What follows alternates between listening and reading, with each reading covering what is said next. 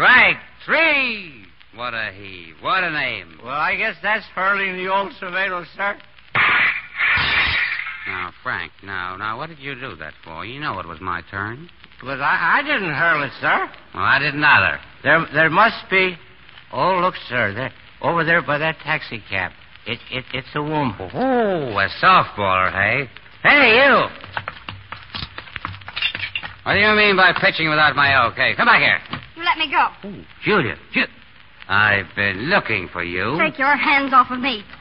Go ahead, driver. Okay. No, you don't. Get out of that cab, Julia Scott. I won't. Get out of that toot suite or I'll tear the door off. You and what live man? Hey, lay off the door. Lay off the door. Thought I was fooling, eh? Now get out here. You're pushing me door. Why, it's ruined. It's ruined. Franklin, buy this guy a new cab. Right, sir.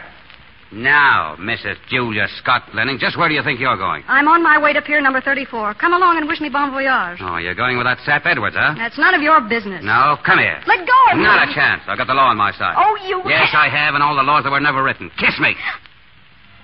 Oh, Richard. Yeah.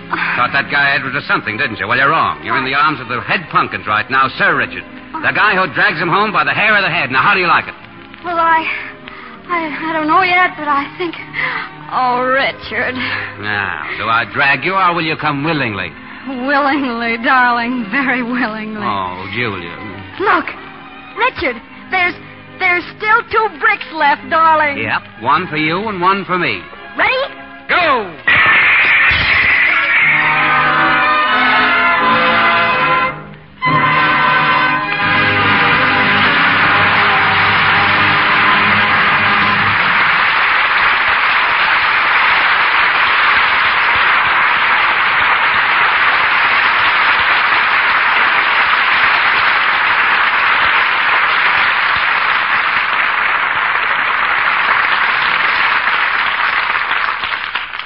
I think we can predict a lasting peace in the Lenning household.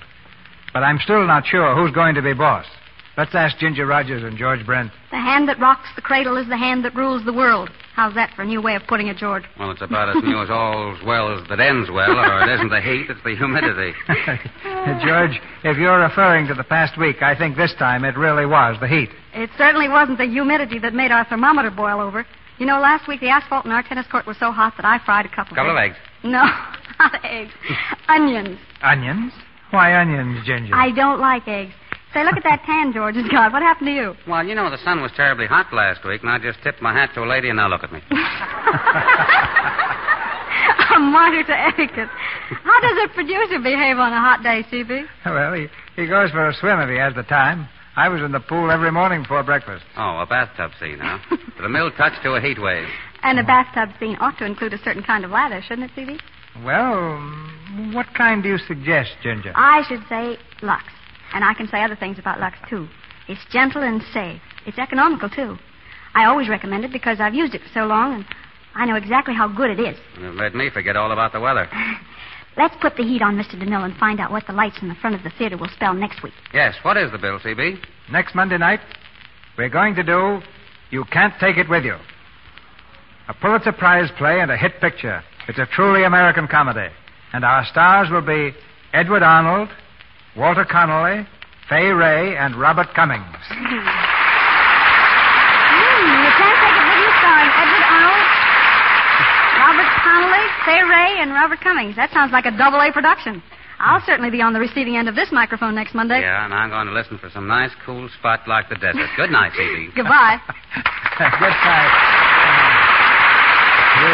You've both earned a place in the sun tonight.